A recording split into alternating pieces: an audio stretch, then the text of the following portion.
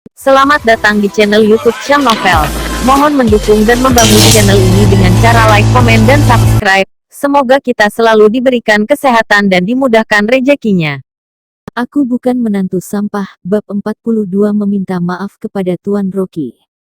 Tepat saat si pria kekar hendak meraih Talita, tiba-tiba sebuah sumpit meluncur dari belakangnya dan mengenai pergelangan tangan pria kekar itu. Ah!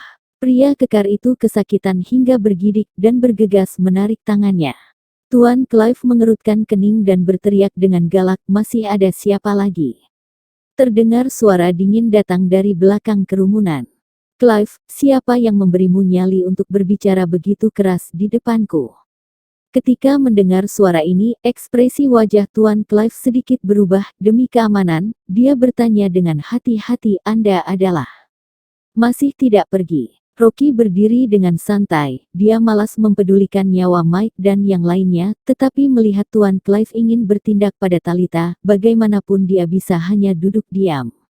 Dia tadi hanya terus berdiri di posisi depan pintu, jadi Tuan Clive tidak melihatnya. Saat melihat Rocky, wajah Tuan Clive langsung menjadi pucat dan keringat dingin tiba-tiba mengalir dari dahinya. Kedua pengawal yang ingin menyerang Talita, segera bergegas menyerang ke arah Rocky dengan agresif saat melihat Rocky bangun. Ekspresi Tuan Clive langsung berubah drastis, dia segera menegur mereka, dia melangkah maju 2-3 langkah, dan menendang kedua pengawal itu satu persatu. Tepat ketika semua orang merasa kebingungan, mereka melihat Tuan Clive tersenyum, dan berkata kepada Rocky dengan ekspresi menyanjung, "Tuan Rocky, tidak disangka ternyata Anda berada di belakang, tadi aku tidak sopan, aku benar-benar minta maaf." Setelah selesai mengatakan itu, dia berteriak kepada dua pria yang ditendang terjatuh ke bawah. "Cepat minta maaf pada Tuan Rocky." Tuan Rocky, Talita, yang berdiri di samping, langsung melebarkan mata indahnya. Beberapa orang yang berada di samping juga tampak sangat kaget, mereka bergegas berhenti menuangkan anggur pada Alvaro dan yang lainnya, tetapi meskipun demikian, mereka masing-masing sudah meminum kira-kira 150-200 ml, dan perut mereka sudah terasa sakit seperti dibakar api. Kedua pengawal itu tampak tercengang, tetapi saat melihat bos mereka menghormati Rocky, mereka juga tidak berani mengabaikannya, mereka bergegas bangkit dan memberi hormat kepada Rocky. "Tuan Rocky, tadi kami sudah salah dan hampir menyinggung Anda, silahkan Tuan Rocky memberikan hukuman." Mike minum paling banyak tetapi dia masih bisa mempertahankan sedikit kesadarannya, dia merasa kesal dan tidak bisa menahan diri untuk berkata, "Tuan Rocky, sepertinya kalian sudah salah mengenali orang, apakah dia layak dipanggil Tuan?" Ekspresi wajah Tuan Clive berubah ketika dia hendak memarahinya, dia langsung teringat bahwa dia adalah orang yang datang bersama Rocky, kemudian dia menahan amarahnya dan berkata dengan tersenyum, "Tuan muda Mike, apakah Anda teman Tuan Rocky? Mungkin Anda tidak tahu bahwa Tuan Rocky adalah tamu terhormat di restoran Gobes kami." Sikapnya terhadap Mike saat ini sangat hormat, itu jauh berbeda dari sebelumnya. Setelah selesai mengatakannya, Tuan Clive bergegas membungkuk ke arah Rocky, "Tuan Rocky, aku tadi sudah salah dan hampir berkonflik dengan teman Anda. Aku nanti akan memberikan sulangan anggur sebagai permintaan maaf." Rocky berkata dengan santai, "Tidak perlu, mereka tidak bisa dibilang temanku, aku hanya sekalian datang untuk makan saja." Ekspresi wajah Mike menjadi marah, dia ingin berkata dengan marah, tetapi dia ditendang oleh Alvaro dari belakang. Melihat Mike tidak tahu diri, Alvaro dan Fresco, yang berada di sampingnya, mengerutkan kening dan memelototinya pada saat bersamaan, mereka mengatainya bodoh di dalam hati. Fresco juga berdeham untuk mengingatkan Mike agar tutup mulut. Situasi tadi sangat bahaya, dan sekarang tiba-tiba memiliki kesempatan untuk membalikkan situasi, bahkan Talita pun dapat melihat sikap Tuan Clive terhadap Rocky, tetapi Mike masih ingin merusak keadaan, dia benar-benar sangat bodoh. Tuan Clive mendongak dan melihat anggur serta hidangan di atas meja, dia tersenyum dengan hormat pada Rocky, "Tuan Rocky, jangan bercanda, bukankah Anda memesan perjamuan di ruangan Magic Cloud? Kakak ipar secara khusus berpesan kepadaku untuk berjaga di sana, aku sudah menunggu cukup lama di sana, mengapa Anda datang ruangan festsi ini?" Apakah Anda tidak puas dengan pengaturan restoran Gobes? Anda bisa mengatakannya, kami akan segera mengubahnya. Petik 2. Di sisi sini Tuan Clive terus meminta maaf kepada Rocky, tetapi Talita, Mike dan yang lainnya yang berada di sana sudah tercengang ketika mendengarnya. Beberapa pandangan langsung menatap Rocky. Ternyata dia adalah tamu terhormat restoran Gobes. Itu sangat tidak bisa dipercaya. Mike memelototi Rocky, dia merasa terkejut dan membencinya.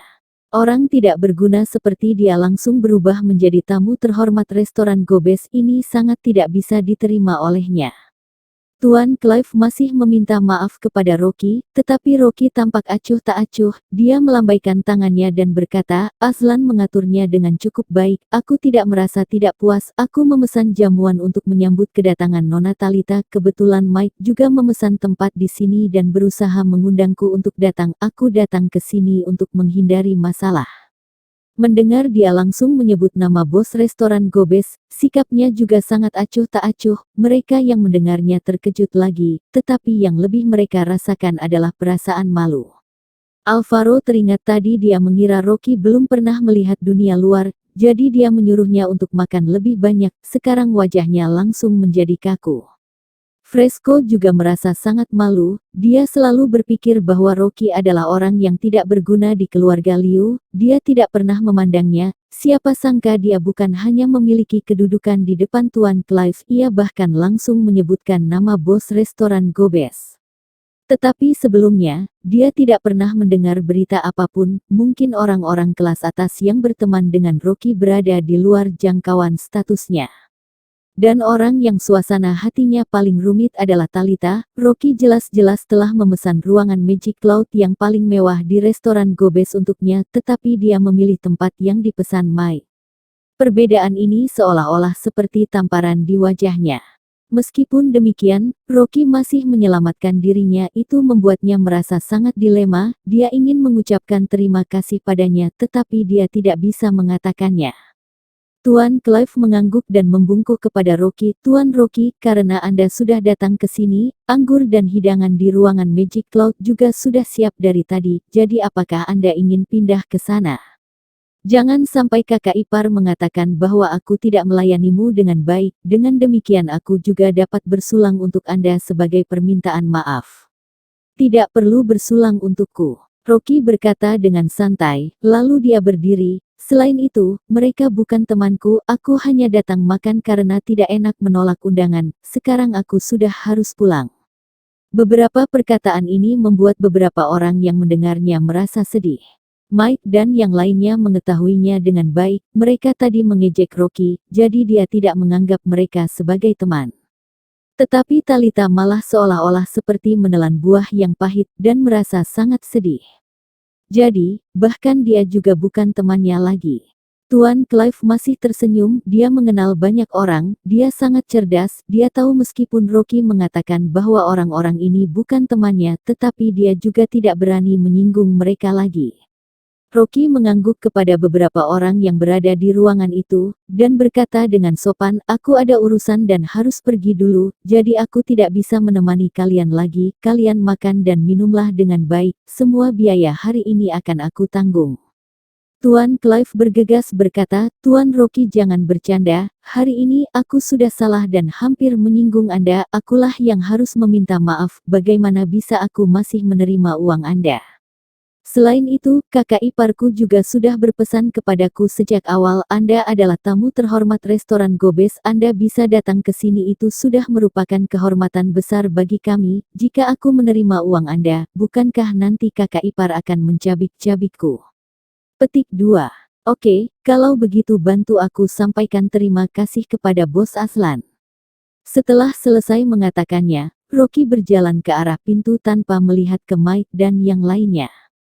Tuan Rocky tunggu sebentar. Sekelompok bawahan bergegas berteriak dengan serempak, suara mereka menggemparkan. Hit novels. Aku bukan menantu sampah, bab 43 tidak menarik. Rocky menghentikan langkahnya dan berbalik ketika sampai di pintu karena dia terlihat seperti teringat sesuatu dan berkata kepada Tuan Clive, kamu tidak akan melakukan sesuatu terhadap kedua penjaga keamanan yang membiarkan kami masuk tadi bukan? Tuan Clive tertegun dan segera tertawa, kedua orang itu tidak punya mata karena bahkan tidak mengenalmu, aku akan memukul mereka dan mengikat mereka lalu mengantarnya ke kediamanmu supaya kamu bisa menghukum mereka sesukamu. Rocky mengerutkan keningnya sambil berkata dengan marah, aku yang menyuruh mereka untuk diam tadi dan aku tidak akan melepaskanmu jika kamu berani mempersulit mereka. Kata-kata datar Rocky membuat Tuan Clive langsung sadar dan segera mengangguk, baik-baik, karena Tuan Rocky yang mengatakannya sendiri maka aku tentu saja tidak akan mempersulit mereka dan aku akan menaikkan jabatan mereka serta menambah gajinya. Ya, Rocky mengangguk dengan puas dan segera berjalan keluar. Tuan Clive membawa sekelompok anak buah untuk mengantar Rocky ke depan pintu gerbang dan dia baru berteriak kencang setelah dia pergi jauh. Selamat jalan Tuan Rocky. Sedangkan orang-orang yang penuh keberanian di dalam ruangan Festzi tadi terdiam pada saat ini. Mike duduk di atas kursi dengan wajah yang tidak enak dilihat. Dia merasa malu dengan keberaniannya tadi. Kedua penjaga keamanan itu mana mungkin mengenal tuan muda yang terkenal di kota Gopo itu, mereka hanya mengenal Rocky saja. Mike merasa malu dan berkata dengan marah, sejak kapan Rocky mengenal Tuan Clive? Sudahlah. Alvaro tidak tahan dan berkata dengan wajah yang terlihat tidak puas, Mike, kamu tidak menarik sekali. Jelas-jelas Rocky berteman dengan orang besar seperti itu tapi kamu hanya diam saja dan hampir membuat masalah tadi. Hatinya merasa takut juga sangat marah. Mana mungkin dia berani menyinggung Rocky seperti tadi jika dia tahu identitas Rocky tidak biasa. Untung saja Rocky tidak mempermasalahkannya. Jika tidak mereka tentu habis dihukum oleh Tuan Clive dan mana mungkin mereka bisa pergi dengan selamat. Alvaro langsung mengeluh kepada Mike ketika dia memikirkan masalah ini. Mike berkata dengan kesal, aku mana tahu, biasanya tampang Rocky terlihat bodoh, siapa tahu dia bisa mengenal Tuan Clive dan juga Bos Aslan. Fresco merasa bingung dan berkata, aku lihat sikap Tuan Clive kepada Rocky tadi bukan karena dia beruntung bisa mengenalnya. Kamu bisa menyembunyikannya dari Alvaro, tapi mengapa kamu bahkan menyembunyikannya dariku juga? Untung saja Rocky tidak perhitungan, jika tidak bagaimana mungkin kita bisa keluar begitu saja dari restoran Gobes. Dia tidak membesarkan masalahnya karena melihat ikatan pernikahannya dengan keluarga Liu. Jika mengatakannya dengan lebih serius, Mike sama saja senang menyusahkannya. Jika dia membuat Rocky marah karena membantu Mike tadi maka dia sekarang akan mengalami penderitaan. Aku mana tahu. Mike membantahnya dengan keras tapi hatinya juga merasa sangat aneh. Dengan identitas orang tidak berguna seperti Rocky, mengapa dia bisa mengenal orang restoran Gobes? Mereka barangkali tidak akan bertemu jika keluarga Liu datang sambil membawa hadiah besar. Alvaro adalah orang yang sudah lama terjun dalam masyarakat, sifatnya paling lurus dan dia berkata, Mike, kamu masih berpura-pura lagi. Jika seperti itu, aku tidak akan minum lagi dan anggap saja aku datang sia-sia hari ini. Dia langsung pergi dengan marah setelah selesai mengatakannya. Mike menjadi panik dan langsung berdiri menghalangi Alvaro. Alvaro, aku benar-benar tidak tahu. Fresco juga berdiri sebelum kata-katanya selesai sambil mengikuti Alvaro berjalan keluar. Mike, aku pergi dulu karena aku masih ada urusan lain. Meskipun dia tidak puas tapi karena ada ikatan pernikahan dengan keluarga Liu maka dia tidak langsung marah seperti Alvaro tapi hatinya benar-benar merasa kesal. Kedua orang segera meninggalkannya. Hanya ada Mike seorang yang hatinya marah dan merasa dia telah disalahkan. Dia mana tahu jika Rocky mengenal Tuan Clive. Rocky bahkan menyembunyikan semua ini dengan rapat. Mike merasa sangat marah dan dia bahkan tidak mengingat Rocky yang telah membantunya mencairkan suasana hari ini. Dia memutuskan untuk meminta penjelasan Rocky setelah dia pulang nanti. Mengapa orang seperti Rocky bisa mengenal orang restoran Gobes? Dalam sekejap mata ruangan Festzi yang ramai tadi hanya tersisa Mike dan Talita. Sebenarnya Talita merasa tidak senang tapi karena Mike adalah tuan rumahnya maka dia tidak bisa pergi begitu saja. Mike berkata dengan kesal, Talita maaf, sebenarnya hari ini ingin mengundangmu makan tapi tidak diduga terjadi masalah seperti ini. Talita berjalan ke depan dan berkata setelah melihat wajah kesal Mike. Mike, sebenarnya masalah ini terjadi karena Rocky tidak menjelaskannya dan aku juga tidak tahu mengapa dia berbuat seperti itu. Menurutku, dia tidak berani mengatakan kepada kami telah berhubungan dengan orang restoran Gobes itu pasti karena dia telah melakukan hal yang tidak pantas. Mike menyentuh hidungnya. Dalam hatinya, status sampah sudah tertanam dalam diri Rocky. Menurut Mike, bukan kemampuan Rocky jika dia bisa berhubungan dengan orang restoran Gobes tapi pasti karena dia telah melakukan sesuatu yang memalukan. Ekspresi wajah Talita menjadi ragu dan berkata, melihat sikap hormat Tuan Clive kepada Rocky tadi mungkin saja seperti yang kamu bicarakan barusan. Benar bukan? Mike seperti mendapatkan kelemahannya dan segera meneruskan pembicaraan Talita, siapa yang tidak kenal dengan Tuan Clive di kota Gopo? Jika tidak ada apa-apa di belakangnya, apakah mungkin dia bersikap seperti itu? Aku katakan kepadamu, selama puluhan tahun ini tidak ada yang berani menyinggung keluarga Jin bahkan para bandit juga tidak berani. Talita tidak tahu dengan kekuatan kota Gopo sehingga dia semakin percaya setelah Mike berkata seperti itu. Dia mengerutkan keningnya dan menghela napas lagi, tidak disangka Rocky menjadi seperti ini sekarang tapi orang yang mengambil jalan yang tidak benar pasti akan mendapat pelajaran suatu hari nanti, aku akan membujuknya jika ada kesempatan kelak. Buat apa membujuknya, dia pasti tidak akan berubah. Jika dia ada cara lain untuk berhasil maka tidak akan menggunakan cara yang memalukan seperti ini. Mike tersenyum dan hatinya perlahan-lahan merasa bangga. Meskipun Alvaro dan Fresco marah tapi Talita memihak kepadanya. Memangnya kenapa jika Rocky terlihat keren barusan?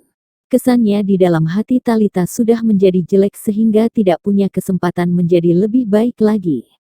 Jika dia menggunakan kesempatan selama Talita tinggal beberapa hari di kota Gopo maka dia pasti bisa memikat hatinya. Mike hanya mengurus kesenangan hatinya tapi dia tidak tahu siapa sebenarnya orang yang benar-benar dikhawatirkan oleh Talita. Aku bukan menantu sampah, bab 44 barang palsu. Rocky pulang dengan taksi setelah keluar dari restoran Gobes. Dewi sudah pulang kerja dan dia terkejut ketika melihat Rocky pulang. Mengapa kamu pulang begitu cepat, bagaimana dengan pesta penyambutannya? Rocky tersenyum sambil berkata, Mike juga mengadakan pesta penyambutan dan Talita pergi ke tempatnya, aku hanya pergi sebentar saja. Karena Mike adalah satu-satunya anak lelaki yang ada di keluarga Liu dan semua orang menganggapnya sebagai pewaris keluarga Liu maka Dewi merasa biasa saja jika Talita memilih ke pesta penyambutan Mike. Maka dari itu Dewi berkata sambil menghela napas, biarkan saja, lagi pula dia juga tidak benar-benar menganggapku sebagai teman. Rocky mengangguk, Talita memang memiliki sedikit kekuasaan dan setiap kali melihatnya selalu ada perasaan aneh yang tidak dapat dijelaskan. Tepat pada saat ini, sebuah suara tawa panjang memecahkan keheningan ruang tamu. Hahaha, sini, sini.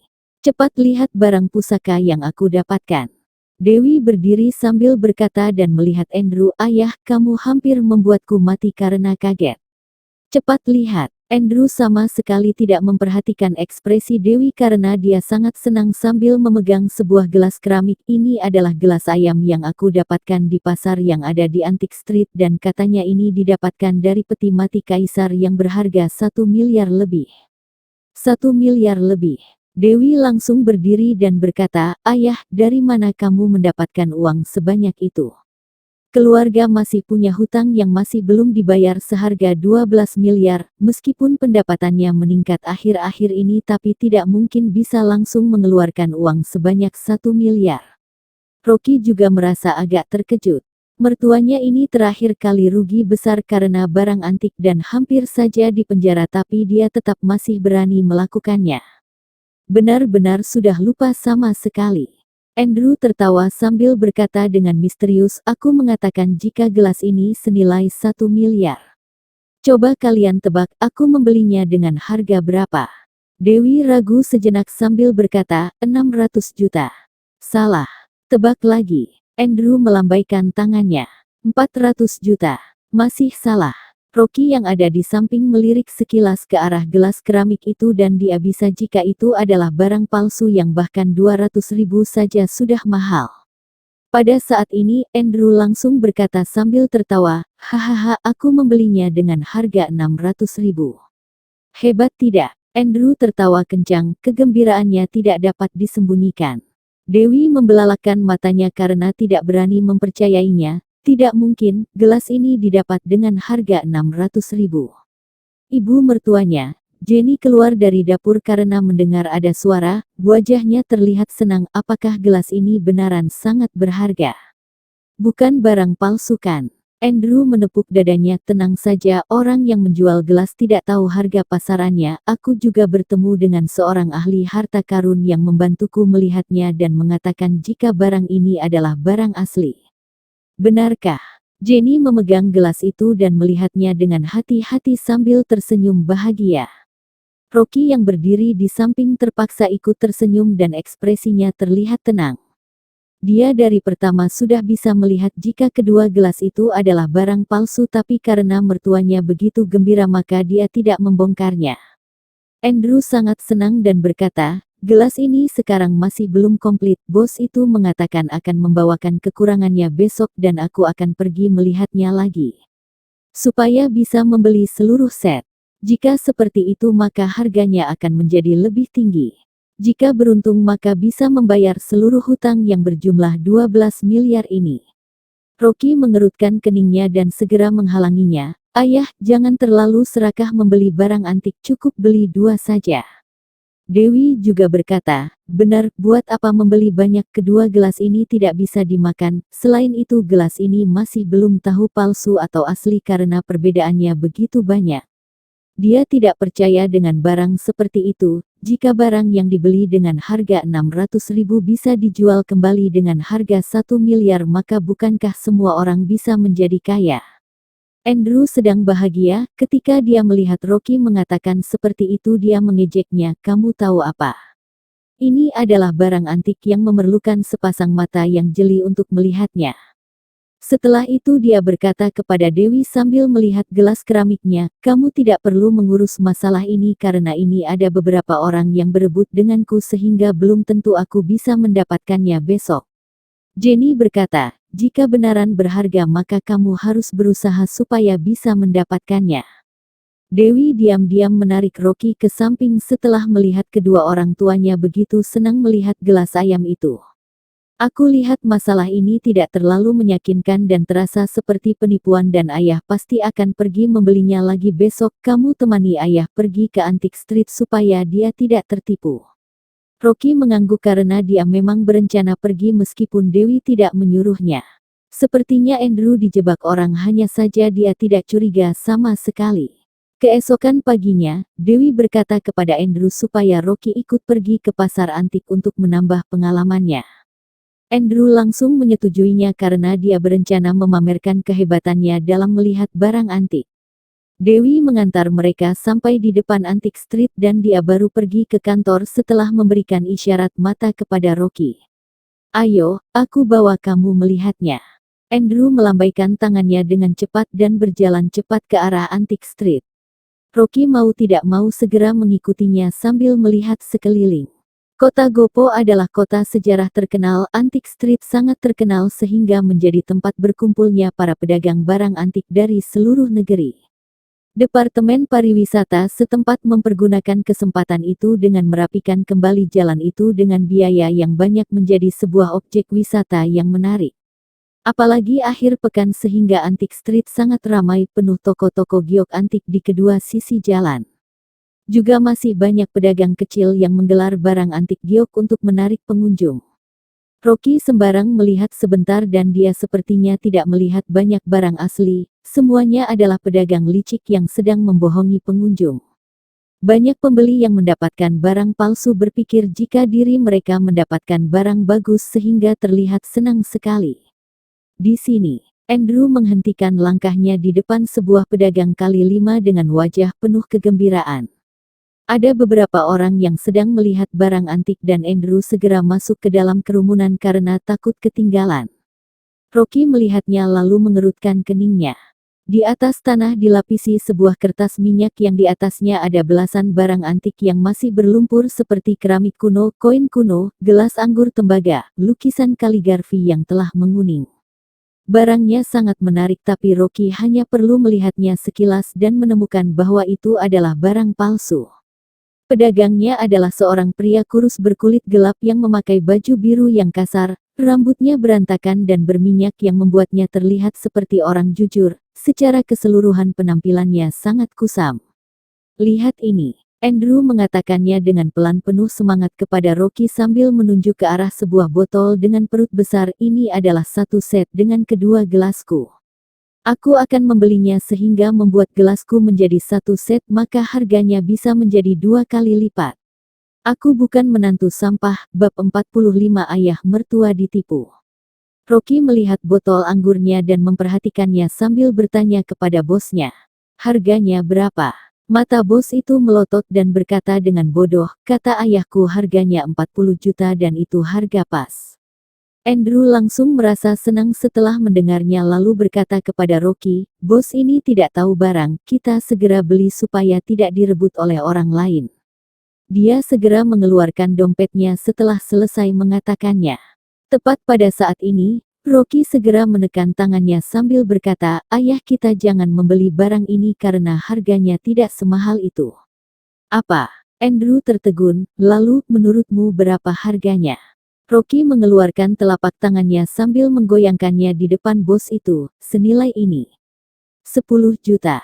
Bos itu bertanya sambil membelalakkan matanya. Rocky menggelengkan kepalanya, bukan tapi 100.000. Bos menatap Rocky selama beberapa detik kemudian dia tiba-tiba berteriak, apakah kamu tahu kualitas barang? Ini adalah barang antik yang ditinggalkan oleh kakekku yang merupakan barang berharga. Kalian orang dari kota sangat meremehkan orang. Andrew menjadi panik sambil menarik Rocky, kamu jangan bicara sembarangan sehingga merusak semuanya. Rocky tertawa sambil membalik botolnya kemudian mencoba menggosok lumpur kuning di bawahnya lalu menunjuk bagian tengah celahnya, ayah coba kamu lihat apa ini. Celahnya sangat kecil, jika bukan karena Rocky menunjukkannya maka orang biasa pasti tidak bisa melihatnya dan terlihat sederet tulisan Inggris. Made in China. Andrew tertegun dengan mulut menganga dan baru sadar untuk waktu yang lama. Dia tiba-tiba menunjuk ke arah bos dengan marah. Kamu menipu orang. Rocky memegang botol sambil menggoyangnya di depan bos itu dan berkata, produsen saja tidak berani terang-terangan memalsukan barang antik sehingga sengaja menulis tanda ini tapi kamu lumayan pintar juga karena sengaja menambahkan lumpurnya 60.000, apakah kamu mau menjualnya? Ini. Bos itu tertegun tapi dalam sekejap kejujuran yang ada di wajahnya menghilang lalu dia menepuk keningnya. Aku hari ini keluar buru-buru sehingga salah mengambil botolnya. Salah ambil. Rocky tertawa kemudian dia mengambil sebuah botol tembakau yang penuh lumpur lalu menggosok mulut botol itu lalu dia menyinarinya sebentar dan berkata dengan serius, yang ini tidak salah karena buatan kota Suzhou. Di dalam botol itu terlihat sederet nama. Dibuat oleh pabrik kerajinan tangan kota Suzhou.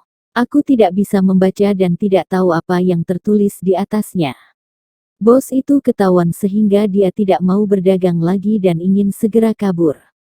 Pada saat ini Andrew sudah mengerti dan marah sekali karena dia telah ditipu. Dia menarik bos itu sambil berteriak. Kamu penipu, kembalikan uangku. Uang apa? Aku tidak pernah bertemu denganmu. Bos berusaha melawan dan barang-barang palsu terus berjatuhan dari kain minyaknya. Keramiknya bahkan tidak jatuh karena jatuh, sepertinya terbuat dari plastik keras. Aku akan lapor polisi jika kamu tidak mau mengembalikan uangnya. Andrew berteriak sambil melotot. Kedua orang itu tarik-menarik dan sesuatu tiba-tiba jatuh dari badan bos itu. Pada saat barang itu jatuh, Andrew melihat barang itu sambil mengerutkan keningnya. Barang ini adalah kerikil putih sebesar tinju dan kerikil ini adalah kerikil yang sama persis dengan yang ada di sungai. Tapi ada sedikit perbedaan yaitu di atas batu ini adalah sebuah ukiran aman dan sejahtera. Tulisan itu terlihat kasar dan sekali lihat tahu jika itu adalah ukiran tangan. Banyak batu ukiran seperti itu ada di mana-mana yang sama sekali tidak berharga sehingga pantas saja bos tidak mengeluarkannya tadi. Lalu Rocky segera memungutnya lalu kemarahannya langsung meledak. Alasan mengapa Rocky bisa membedakan barang antik palsu dengan asli bukan karena dia punya mata yang bagus tapi sebelum dia meninggalkan keluarga Lin tanpa sengaja mendapat sebuah kitab Nine Grand Heavenly Scriptures dan dia terus mempraktikkan isi kitab ini selama 3 tahun berada di keluarga Liu. Ini adalah keahliannya sehingga dengan adanya kitab ini maka keluarga Liu, keluarga Lin dan keluarga Su tidak ada apa-apanya. Kitab ini dia temukan sewaktu dia menjadi gelandangan di jalan dan karena lemah tidak makan maka jatuh ke dalam sebuah danau dan dia menemukan sebuah kotak kayu di dasar danau yang di dalamnya berisi sebuah pil dan kitab ini. Seluruh badan Rocky bertenaga setelah dia meminum pil itu dan berenang dari dalam danau. Keesokan harinya banyak lumpur yang keluar dari pori-porinya. Setelah itu dia merasa seluruh badannya sangat ringan dan badannya seperti telah dilatih dan dia segera sadar jika dia menemukan keajaiban dan seharusnya masih banyak keajaiban di China ini hanya saja sulit untuk ditemukan. Dia telah diam-diam mempraktikkannya selama 3 tahun. Rocky tidak memberitahu masalah ini kepada siapapun bahkan dia juga tidak memberitahu Dewi. Dia tinggal di jalanan dan untuk menghindari hal yang tidak diinginkan maka dia menghafal semua isi buku itu lalu membakarnya. Dengan kemampuannya sekarang ini maka dia bisa merasakan aura dari barang antik itu sendiri dan aura yang ada di dalam barang antik asli akan semakin kuat yang tidak dimiliki oleh barang palsu. Ini adalah alasan kenapa matanya sangat jeli. Rocky memperhatikan batu itu karena batu itu mengeluarkan aura yang kuat. Selain itu auranya penuh yang bahkan melebihi barang antik asli yang dipajang di dalam toko barang antik. Rocky bertanya tanpa ekspresi, apakah barang ini milikmu? Bos yang sedang ditarik oleh Andrew tertegun dan tanpa sadar mengangguk, benar. Berapa harga batu ini? Andrew bertanya dengan kaget, buat apa kamu membeli batu jelek ini? Apakah kamu tidak tahu jika semua barang yang dijual oleh pedagang licik ini adalah barang palsu? Sebuah batu tidak ada asli atau palsu, bagus juga jika membelinya untuk mengusir kesialan. Rocky berkata sambil tersenyum, bisnisku sudah datang. Kakak lepaskan aku, kita akan bicara sebentar lagi. Bos itu mempergunakan kesempatan itu untuk melepaskan diri dari Andrew sambil tersenyum kepada Rocky, apakah kamu benar-benar mau membelinya? Rocky mengangguk, benar. Bos itu langsung bersemangat. Saudaraku, matamu jeli sekali. Jangan melihat bentuk batu kerikilku yang jelek ini tapi sejarahnya tidak biasa karena ini adalah batu pemberat yang digunakan oleh kaisar pada zaman dulu. Rocky tidak ada waktu mendengarkan omong kosongnya sehingga dia menyelanya dengan kesal. Jangan banyak omong kosong, langsung sebutkan harganya. Bos itu tersenyum, karena kamu tahu barang maka 40 juta.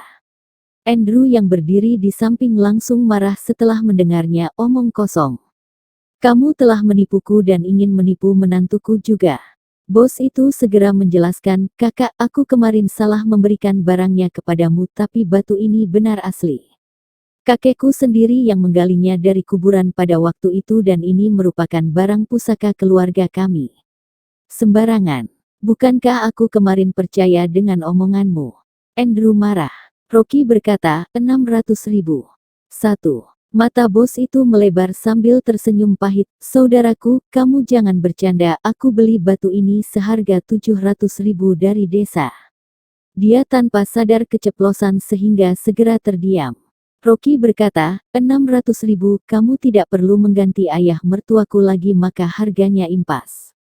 Kamu rugi 100.000 untuk dijadikan ganti rugi kepada ayah mertuaku. Bos itu merasa hatinya sakit lalu dia berkata setelah waktu yang lama, baiklah jika begitu, saudaraku, matamu jeli sekali, batu ini yang paling mahal di antara semua barang daganganku. Rocky tersenyum lalu memegang batu itu di tangannya. Andrew merasa curiga lalu bertanya. Lalu terdengar sebuah suara dari samping. Oh, batu ini bagus, aku mau membelinya. Aku bukan menantu sampah, bab 46 salahkan dirimu salah lahir. Rocky mengerutkan keningnya sambil melihat ke arah suara itu. Dia melihat seorang pemuda memakai baju congsam putih dan sepatu kain hitam sambil berjalan ke arahnya. Meskipun hari masih pagi tapi dia memakai kacamata hitam dengan bingkai emas yang memakai kaca bundar dan terlihat seperti kacamata yang biasa dipakai oleh dinasti Qing. Di belakang pemuda itu juga ada sekitar 5 orang pengawal yang terlihat sangat galak sehingga orang di sampingnya segera menghindar supaya tidak kena masalah. Oh, ternyata Tuan Muda Kenny. Bos itu segera tersenyum setelah melihatnya dan kata sanjungan segera mengalir dari mulutnya, Tuan Muda Kenny, kenapa kamu tidak mengatakan akan datang hari ini sehingga aku bisa menjemputmu di depan jalan supaya kamu tidak perlu ke sini. Sudah, aku hanya kebetulan lewat saja. Pemuda itu mengangkat tangannya dengan tidak sabar. Dia berjalan ke depan sambil melihat batu yang ada di tangan Rocky lalu bertanya kepada Bos Benny, bungkus batu itu untukku. Meja ayahku kekurangan sebuah batu penahan kertas maka aku ingin batu itu.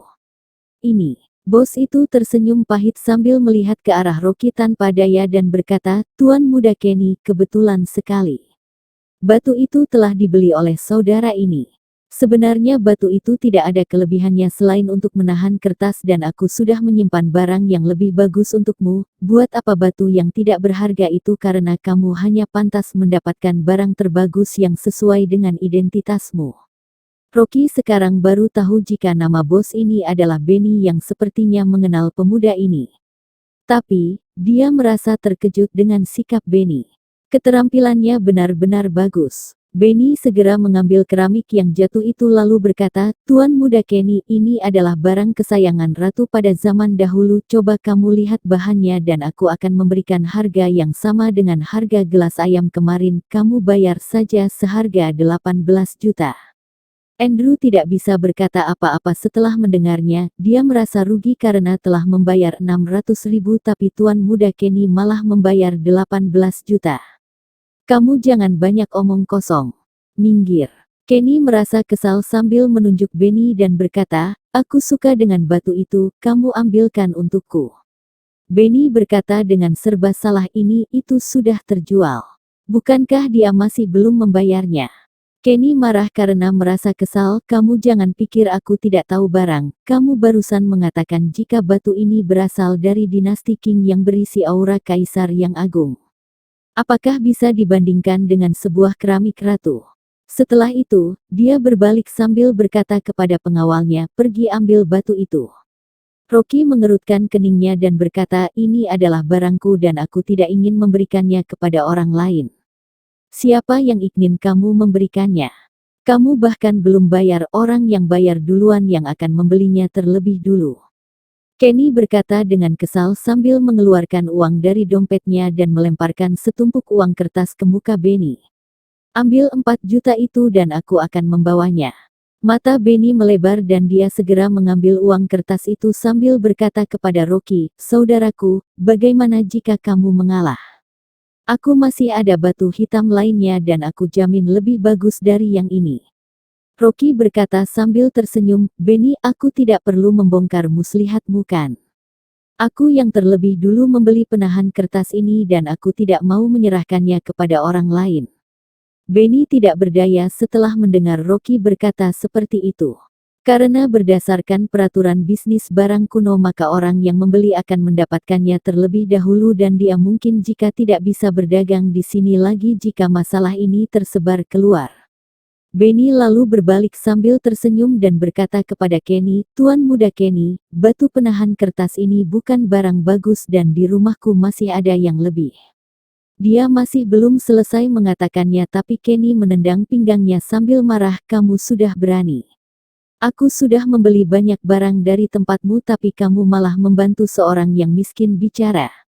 Benny langsung jatuh dan dia berkata sambil menyeringai, Tuan Muda Kenny, aku juga tidak bisa berbuat apa-apa jika dia tidak mau memberikannya kepadaku.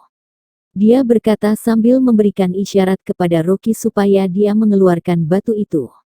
Karena dia bisa melihat penampilan Rocky dan yakin jika dia pasti tidak memiliki banyak uang dan juga kekuasaan. Tapi berbeda dengan Kenny, dia adalah anak orang kaya yang tidak pernah kekurangan uang sejak dia lahir. Benny tidak ingin menyinggung Kenny tapi juga tidak ingin melanggar peraturannya, maka dia hanya bisa mengedipkan matanya kepada Rocky. Rocky tahu dengan isyarat Benny, dia menjawabnya dengan tidak peduli, tidak mau. Benny tidak berdaya, maka dia hanya bisa duduk di atas tanah sambil menyeringai supaya tidak jadi bahan amukan Kenny.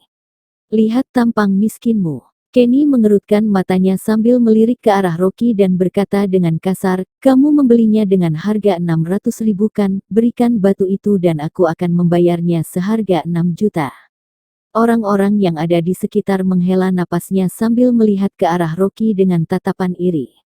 Karena harganya bahkan sudah naik sebanyak 10 kali lihat dalam sekejap, dia benar-benar beruntung. Orang-orang bisa melihatnya jika batu itu diambil dari sungai yang mana mungkin batu peninggalan kaisar. Andrew juga tertarik karena bisa untung beberapa juta dalam sekejap mata sehingga bisa menutup kerugian kemarin dan malahan bisa untung.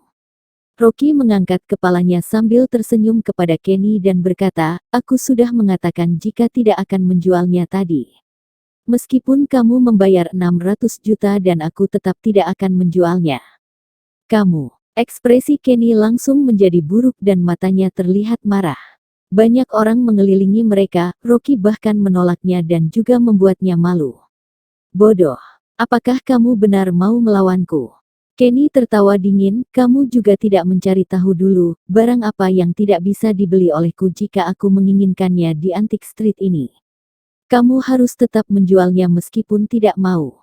Kenny segera melambaikan tangannya ke belakang setelah dia selesai mengatakannya.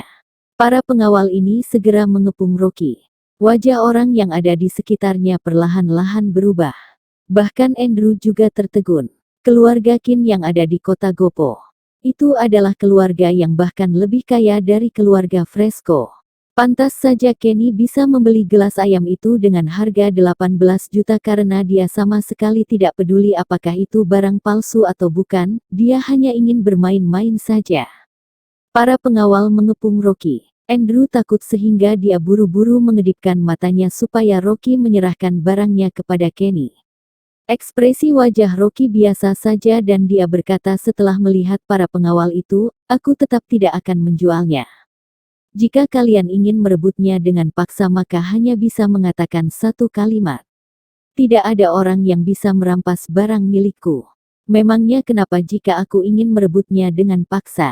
Kenny terlihat sombong sambil berkata, salahkan dirimu tidak terlahir baik, kamu yang hanya orang miskin bahkan berani berebut denganku.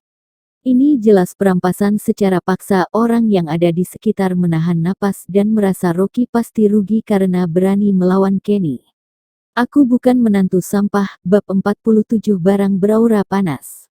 Ekspresi Rocky tetap tenang sambil tertawa, aku lihat kamu juga orang yang berkecimpung dalam dunia barang antik, tapi apakah kamu pernah memikirkannya jika kamu merampas barang hari ini maka siapa yang akan berbisnis denganmu kelak?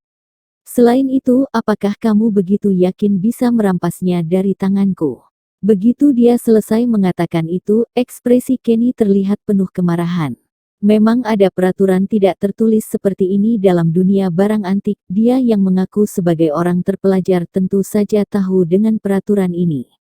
Jika masalah hari ini tersebar maka toko yang biasa berhubungan dengannya pasti akan menghindarinya karena takut akan menyinggung pelanggan lain.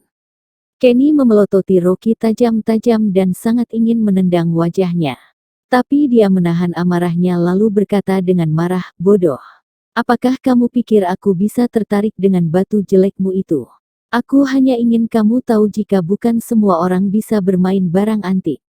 Orang miskin lebih baik jangan berharap terlalu banyak dan lebih baik pulang bercocok tanam saja supaya tidak merusak citra barang antik. Setelah selesai mengatakannya, Kenny menggulung lengan bajunya sambil mengayunkan lengannya di depan Rocky, buka matamu lebar-lebar. Lihat gelang giok darah yang aku beli seharga 3 miliar. Gelang sebening kristal berkilau di bawah sinar matahari sehingga orang sekitar melebarkan matanya. Benny melihat gelang itu sambil berkata, barang bagus. Kenny mencibir Rocky sambil membuka kerah bajunya sambil mengeluarkan giok berbentuk labu, coba lihat ini juga. Giok ini berasal dari hadiah Kaisar Dinasti Sui kepada anaknya ketika beranjak dewasa yang didoakan oleh 88 biksu selama 108 hari. Giok ini selalu dibawa oleh Kaisar Dinasti Sui yang punya aura bagus untuk mengusir kejahatan menjadi keberuntungan, harganya bernilai 600 juta. Aku memakainya supaya bisa mengubah kejahatan menjadi keberuntungan. Mendengar asal giok labu ini, semua orang memanjangkan lehernya untuk melihatnya.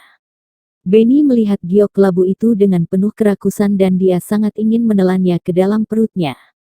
Kenny memegang giok itu sambil mencibir ke arah Rocky, orang miskin sepertimu bahkan tidak mampu membeli pakaian yang bagus tapi kamu malah mencoba bermain barang antik, benar-benar konyol sekali. Nada bicaranya meremehkannya sehingga membuat orang di sekitarnya memperhatikannya dari atas sampai bawah.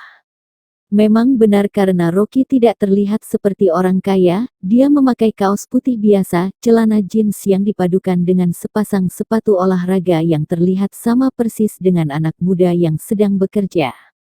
Sedangkan Kenny terlihat seperti biasa tapi orang yang mengerti akan tahu jika bajunya baju mahal dan penampilannya dari atas kepala sampai ujung kaki menghabiskan banyak uang. Benarkah?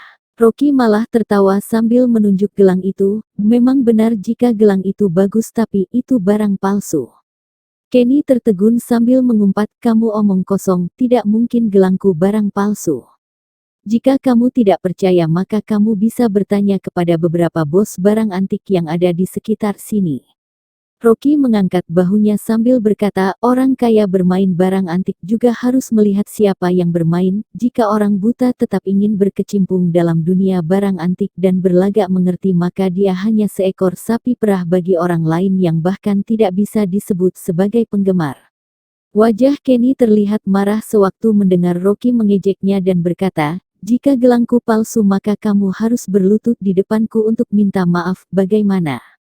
Baik, Rocky menyetujuinya dengan santai, kamu menganggap batu darah sebagai giok darah maka aku hanya bisa mengatakan jika kamu benar-benar luar biasa. Kenny diejeknya sehingga wajahnya memerah, dia berbalik sambil berkata ke arah kerumunan orang. Bos Benny dan Bos Aslan, kalian berdua tolong aku dan lihat apakah gelangku ini palsu atau asli. Ekspresi kedua orang yang dia sebut tadi terlihat jelek dan saling bertatapan. Mengecek keaslian barang antik bisa menyinggung orang dan juga bisa menyinggung orang dalam bidang yang sama.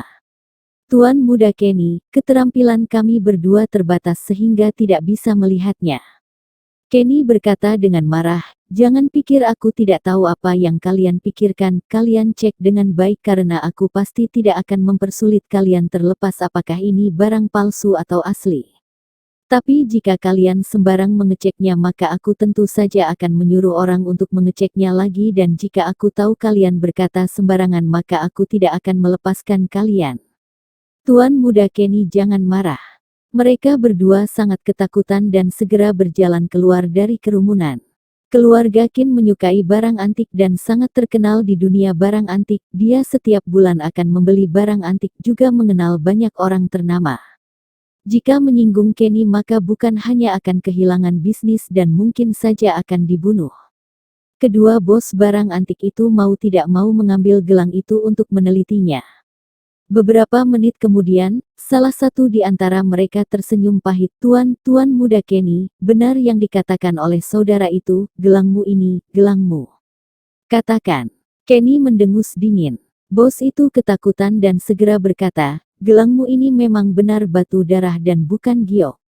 Wajah Kenny membiru setelah suaranya jatuh lalu berubah menjadi merah seolah-olah habis ditampar orang. Dia menelan ludah beberapa kali dan terlihat seperti mau marah. Kedua bos itu segera kembali ke dalam kerumunan karena takut. Rocky tertawa sambil berkata, apakah kamu sudah percaya sekarang? Kamu membeli gelang batu seharga 3 miliar, Tuan Muda Kenny benar-benar kaya. Aku salah menilainya. Kenny berkata dengan marah, bukankah hanya 3 miliar saja, apakah uang sebanyak itu masalah buatku? Meskipun gelangku palsu tapi giok labuku ini adalah barang asli, ini bukan barang palsu. Kenny 100% yakin dengan keaslian giok labu miliknya. Karena dia telah meminta ahli untuk mengeceknya, giok labu ini adalah giok antik kualitas bagus dari zaman dinasti Sui. Rocky mencibir, sepertinya tidak ada orang bodoh kedua di seluruh dunia yang bisa memakai barang beraura panas seperti ini. Apa katamu? Benar-benar konyol. Kenny berteriak marah sampai urat biru di dahinya kelihatan.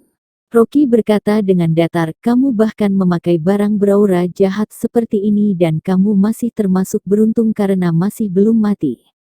Wajah Kenny terlihat jelek tapi karena kejadian tadi maka dia tidak terlalu yakin dengan perkataan Rocky. Dia bertanya, mengapa kamu berkata seperti itu? Kamu lihat baik-baik bentuk giok labu ini. Rocky berkata dengan dingin, apakah kamu tidak memeriksanya sebelum mengoleksinya? Bentuk giok seperti ini digunakan untuk apa? Bukankah ini hadiah dari Kaisar Dinasti Sui? Labu melambangkan keberuntungan dan semua orang yang bermain giok tahu dengan ini dan aku lebih mengerti daripada orang miskin sepertimu. Rocky menggelengkan kepalanya sambil mencibirnya. Kamu bahkan tidak bisa membedakan labu dengan sumbatan giok, buat apa kamu masih berkecimpung di dunia barang antik? Orang lain menjualnya kepadamu dan dia juga akan menertawakanmu. Karena kamu bermain giok, apakah kamu tahu arti kata giok dan kematian? Bersambung. Nantikan episode selanjutnya. Jangan lupa like, komen, dan subscribe. Terima kasih.